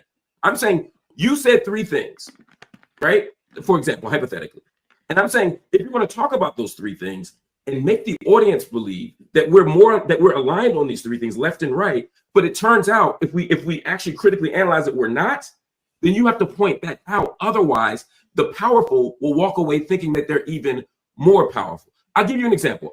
Let's just hear what I'm saying. I do that at almost every opportunity. That's what we're going. What I'm saying though is every opportunity isn't the same. For example, if this were 300 years ago, just hypothetical, or 200 years ago, and then I'll leave it alone, and we were in a place where Black people weren't considered human beings, right? And Black people legally were not citizens, right? And you were an abolitionist, and you walked in the room, to a room of slaveholders, and said, every citizen should get a house. Every citizen should have the right to vote. Every person should be safe in this country.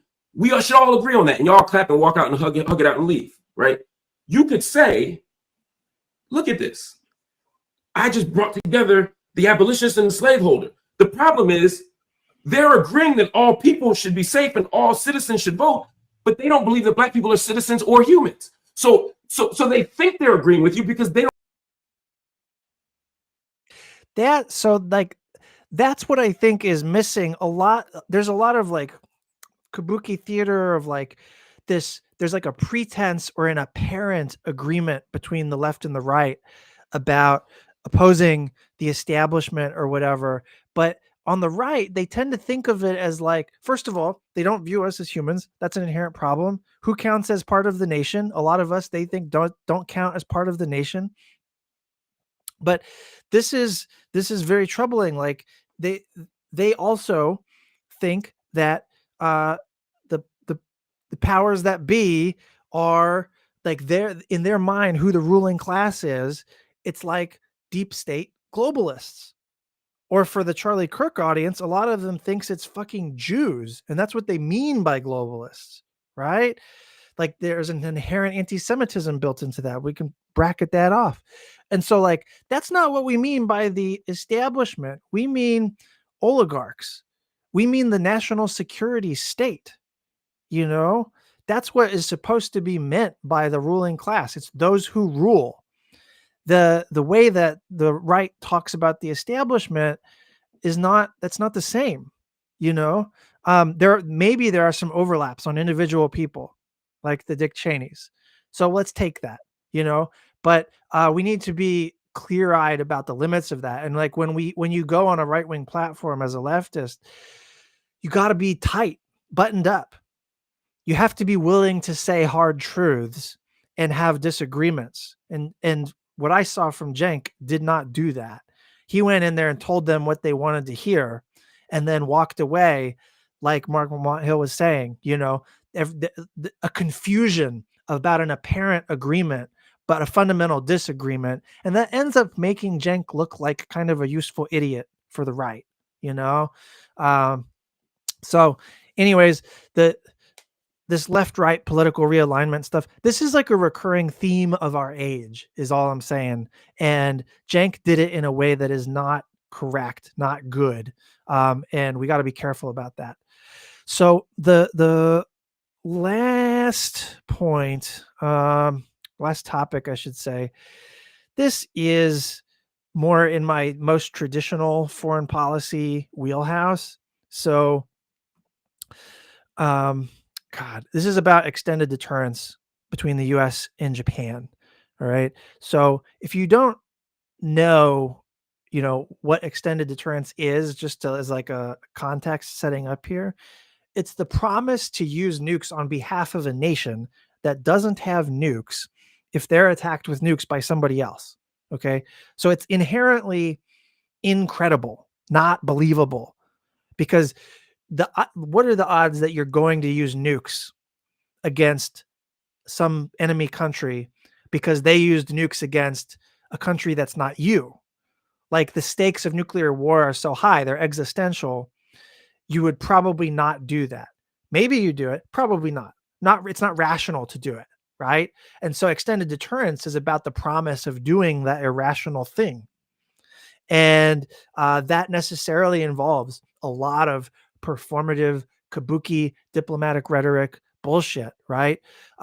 What we call extended deterrence, extended nuclear deterrence, is never primarily about an enemy. And it's always primarily about mollifying or appeasing a client state, an ally. And not just the client state, but like specifically the warmongers and the militarists and the warhawks within the client state, right? Typically the conservatives within a client state. So that's just the real, right? And why am I mentioning this? Well, because literally like yesterday, the State Department issued a press release. Can I share it? Let me see.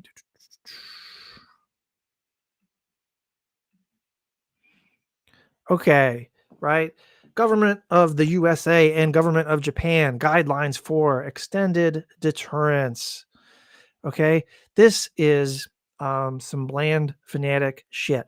So this is, I apologize. There's only one paragraph, but it's super fucking boring. Okay, so just like bear with me. Okay, the alliance faces an increasingly severe strategic and nuclear threat environment. What the fuck does that mean? The government of Japan and the government of USA are committed to reinforcing extended deterrence in order to promote regional stability and deter the outbreak of conflict. Okay, based upon accumulated discussion through the Extended Deterrence Dialogue, EDD, they formulated the guidelines for extended deterrence. This document, which of course they don't release, reinforces the alliance's existing consultation and communication procedures related to extended deterrence. The alliance will continue to explore how best to ensure extended deterrence is strong and credible, blah, blah, fucking blah, blah, blah, right? And then to really drive this home, I will raid somebody at the end of this segment, by the way. So let me know if there's somebody to raid. So there's a little clip that I want to share. It's very short. It's from 2022, but it is what the extended deterrence dialogue looks like in action, right? This is what we're talking about. It's boring shit and it's masking important nonsense shit. Here, let me see. Here we go.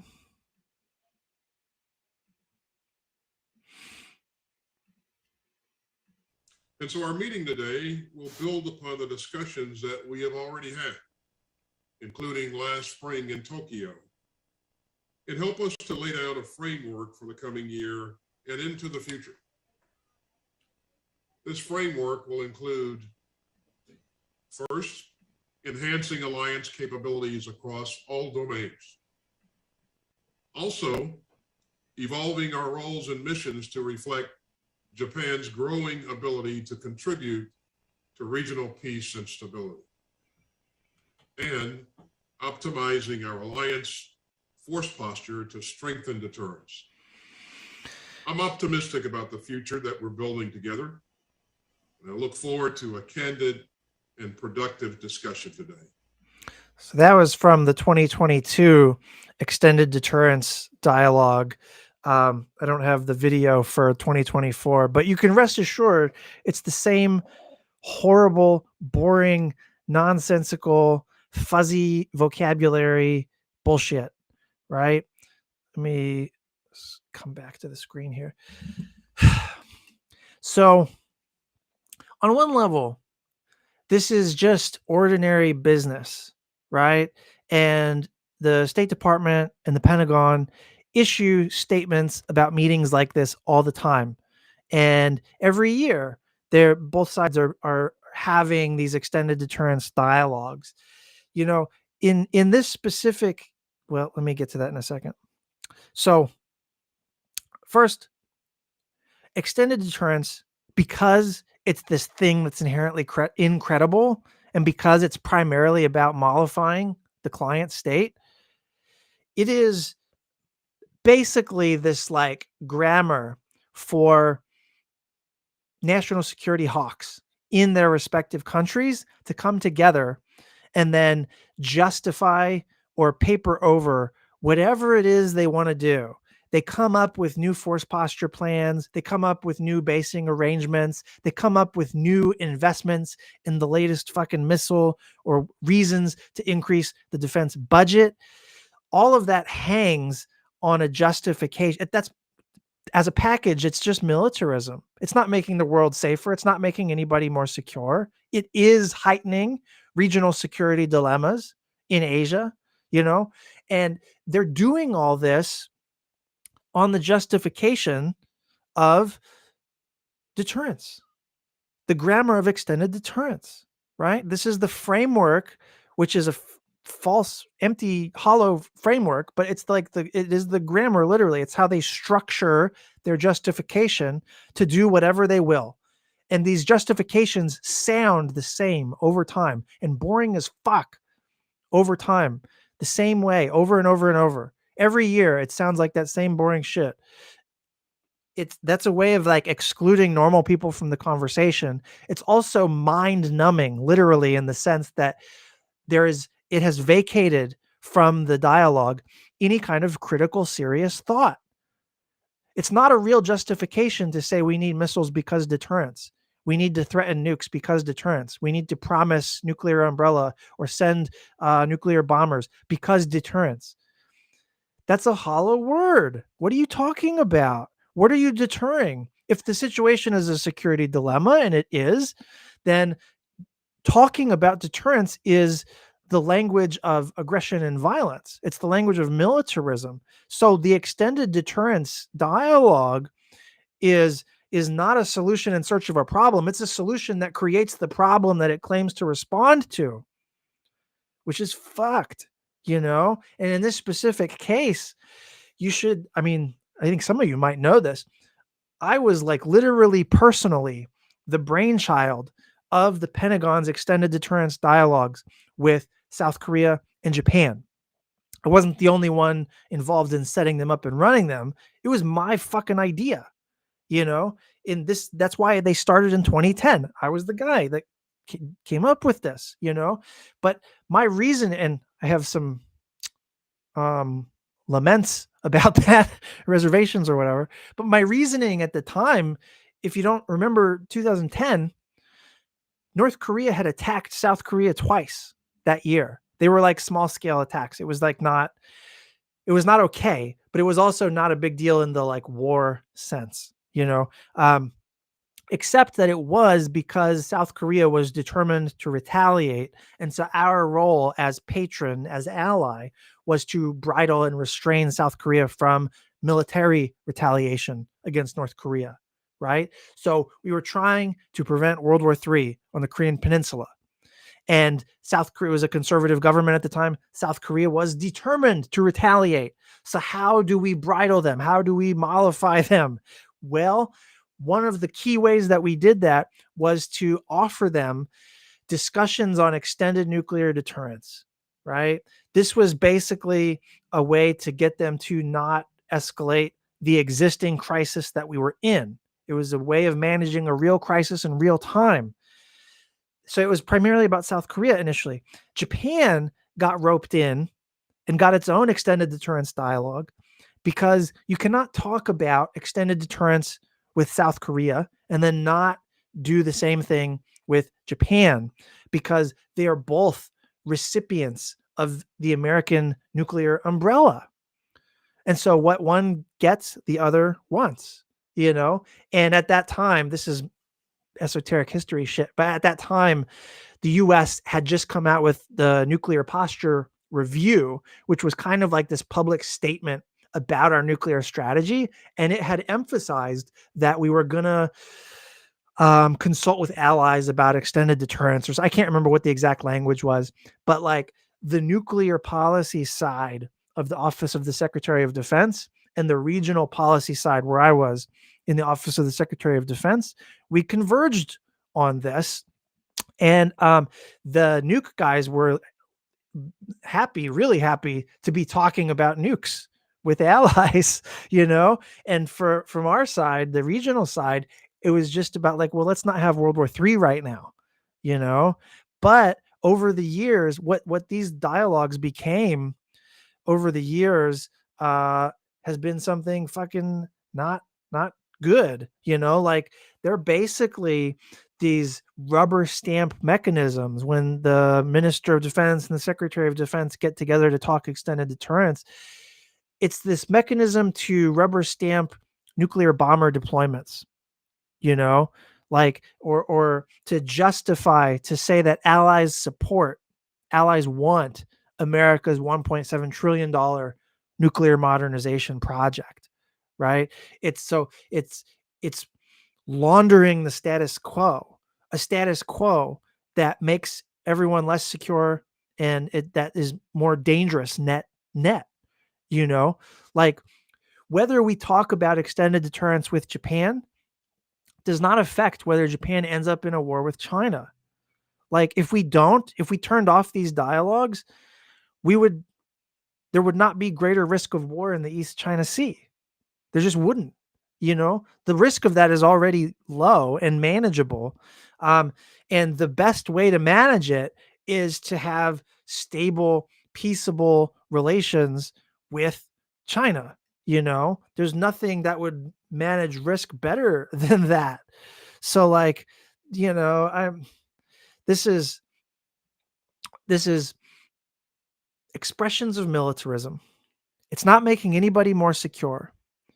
Normal people have no way to talk about this stuff or to understand this stuff because it's boring as fuck. And the words that they use, the vocabulary, is all jargon that doesn't have stable meanings. And so keep in mind that when you see our governments celebrating extended deterrence, whatever, it's rubber stamping the defense policy preferences of national security hawks. It is not doing anything to make anyone more secure. Deterrence is not the reason that China has not attacked Japan.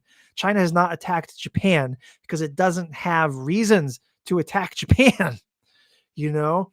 And militarism and militarist policies increase the risk that China would have reasons to attack Japan, you know? So we got to counteract this shit. Okay, who should I fucking raid? Any suggestions?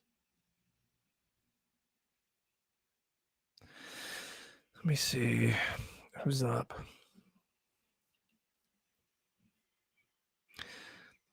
Could raid Hassan Piker, but he doesn't need my microscopic size audience. Like,